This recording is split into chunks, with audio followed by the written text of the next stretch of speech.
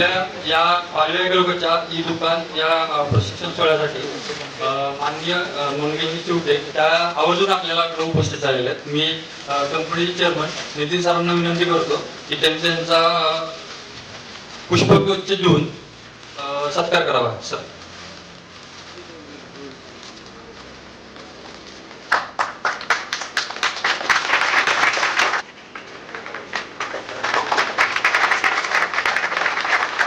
Sir हे संपूर्ण महाराष्ट्रातून हे एक आपले ई ॲग्री उद्योजक आहेत.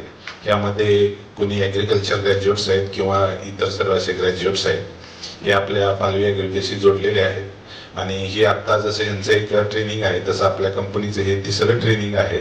आणि आपल्या पालवी ॲग्रीच्या माध्यमातून जवळपास आता 500 मुलं ॲग्रिकल्चर ग्रॅज्युएट्स MSc ग्रॅज्युएट्स जोडलेले आहेत. आणि ई ॲग्री उद्योजक जसे आता हे आपण 150 जणांचं ट्रेनिंग घेतोय तशी तिसरी आहे. जवळपास एक 600-700 लोक आतापर्यंत आपल्याशी जोडलेले आहेत. आणि हा उपक्रम महाराष्ट्रातील संपूर्ण जिल्ह्यामध्ये आपण घेऊन जात आहे. आणि तरुणांसाठी त्यांच्या गावात राहून त्यांना एक साधन उपलब्ध करून देऊन महिन्याला 20-25 हजार रुपये त्यांच्या घरी राहून त्यांना मिळवण्याची संधी आपली पालवी ॲग्री कंपनी करून देत आहे. तर आपण या सर्वांना अशा एक तरुण ई ॲग्री उद्योजकांना संबोधित करावं अशी विनंती. बोला छत्रपती श्री संभाजी महाराज की जास्त मोठ्यानं म्हणकर सगळे यायचे आता आजच्या या आपल्या पालवी ॲग्रीकोच्या कार्यक्रमाच्या ट्रेनिंग कार्यक्रमाचं खरं निमंत्रण मला सांगोला नगरीचे उपनगराध्यक्ष आदरणीय नितीनजी आबासाहेब इंगवले यांनी कालच दिलं.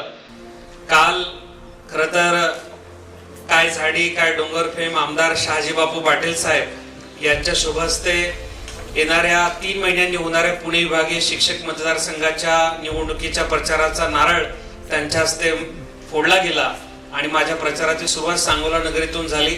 आणि त्या ठिकाणी कालच मानगंगा ॲग्रोचं दुकानाचं भव्य असं उद्घाटन आदरणीय नितीन इंगोले साहेबांनी परवा दिवशी मला वाटतं त्या ठिकाणी ठेवलं होतं. आणि त्यांच्या नवीन दुकानी मी त्यांना गेलो, त्यांना शुभेच्छा दिला.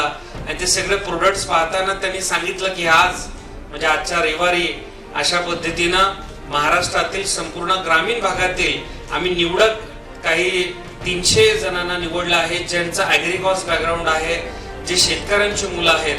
आणि त्यांना पालवी ॲग्रिकोच्या माध्यमातून आपण त्यांना रोजगार उपलब्ध करून देणार आहोत. त्यांना ते ज्या गावामध्ये राहतात त्या गावामध्येच त्यांना अशा पद्धतीनं एक रोजगाराची संधी आपण देणार आहोत.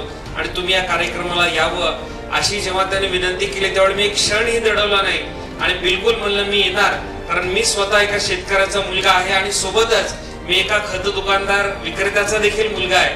माझे वडील आदरणीय ज्येष्ठ पत्रकार नरसिंह मनोहरपंत चिवटे यांनी 50 वर्षापूर्वी महेश ॲग्रो एजन्सीज नावाचं दुकान सुरू केलं होतं. सोलापूर जिल्ह्यातील ग्रामीण भागातील पहिली RCFची एजन्सी त्यावेळी आमच्याकडे होती. मला वाटतं सन 1977-78 स्टॉलची ही गोष्ट आहे. आणि आज एका छोट्या दुकानातून सुरू केलेला प्रवास आज आमचा विस्तारला आहे. 3 भव्य दुकानं झालेली आहेत. आणि या सगळ्यामध्ये मी लहानपणापासून जोडला गेलेलो आहे. म्हणजे काल जेव्हा सरांच्या दुकानात मी गेलो होतो, रोगरची बाटली पाहिली, एंडोसल्फान, कराटे, मग मी त्यांना सगळं सांगत होतो. ICTP 8203 घरी खायची बाजरी, निमकर 104चं सूर्यफूल, अशा सगळ्या जुन्या आठवणींना उजाळा मिळाला. कारण शेतकऱ्याची एकदा म्हणजे आपली जी नाळ जोडलेली असते ती आयुष्यभर राहते. आणि तेव्हा कुठंतरी माझं स्वप्न होतं सर की ॲग्रिकॉस करायचं, BTech ॲग्री करायचं आणि ॲग्रीच्या मध्ये खूप मोठ्या पद्धतीनं विश्व उभं करायचं. कारण ज्यावेळी मी लहान होतो 8वी-9वीत मला आठवतं दीपक फर्टिलायझर्स असेल, अनेक वेगवेगळ्या कंपन्या त्या ठिकाणी मार्केटमध्ये आल्या होत्या. अनेक वेगवेगळी सेंद्रिय खत निर्मिती करणाऱ्या वेगवेगळ्या कंपन्या त्या ठिकाणी आल्या होत्या. शेतीच्या विषयक अनेक वेगवेगळे औषध म्हणजे अवजारं करणाऱ्या कंपन्या त्यावेळी मार्केटमध्ये येत होत्या.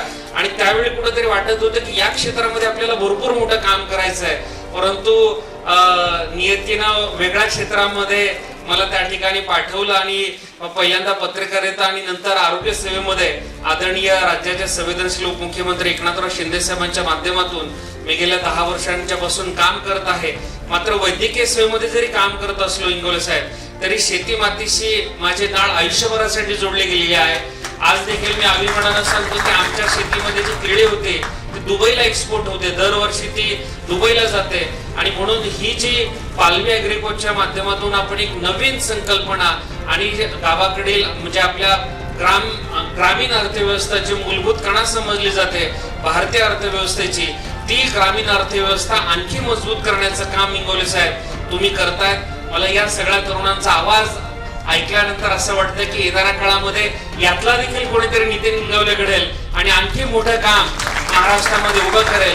जसं युवराजांना काकडे साहेबांनी सभापती महोदयांनी सांगितलं की मासिक 20-25 हजार रुपयांपर्यंत आपल्याला त्या ठिकाणी अर्थार्जन होण्याची संधी या आपल्या पालवी ॲग्रिकोच्या माध्यमातून निर्माण होणार आहे. परंतु त्याही पुढे जाऊन मला असं वाटतं की तुम्ही जर मन लावून काम केलं, जिद्दीनं काम केलं, तर पालवी ॲग्रिको ही कंपनी देखील येणाऱ्या काळामध्ये IPO ला रजिस्टर होईल आणि आपलं देखील त्या ठिकाणी 25,000चं जे टार्गेट आहे ते 1 लाखापर्यंत जाईल. आणि म्हणून जेव्हा कंपनी ग्रोथ होते, कंपनी मोठी होते, त्यावेळी आपल्या सगळ्यांचं देखील त्या ठिकाणी ग्रोथ होते. ही भावना डोळ्याच्या समोर ठेवून जर आपण काम केलं तर मला असं वाटतं की तुम्ही तुमच्या आयुष्यात देखील खूप पुढे जाल आणि या माध्यमातून कंपनी देखील एका नव्या उंचीवर जाईल. मी पुन्हा एकदा या कार्यक्रमाच्या साठी, या ट्रेनिंगच्या साठी उपस्थित सर्व आपल्या शेतकरी पुत्रांचं मनापासून अभिनंदन करतो.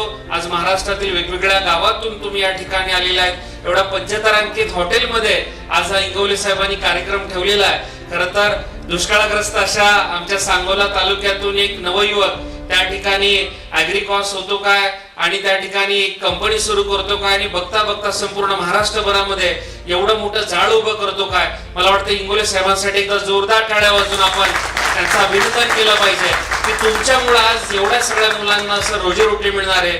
त्यांच्या घरी एक नवीन आशेचा किरण त्यांना त्यांच्या आयुष्यामध्ये मिळणार आहे. म्हणून पुन्हा एकदा तुम्हाला देखील शुभेच्छा देतो. आई जगदंबेच्या चरणी प्रार्थना करतो की तो उपस्थित सर्वांना आई जगदंबेच्या आशीर्वादाने निरोगी आणि दीर्घायुष्य मिळू देत. पुन्हा एकदा या कार्यक्रमाच्या साठी मला बोलवल्याबद्दल आपल्या मनापासून आभार मानतो आणि थांबतो. जय हिंद, जय महाराष्ट्र.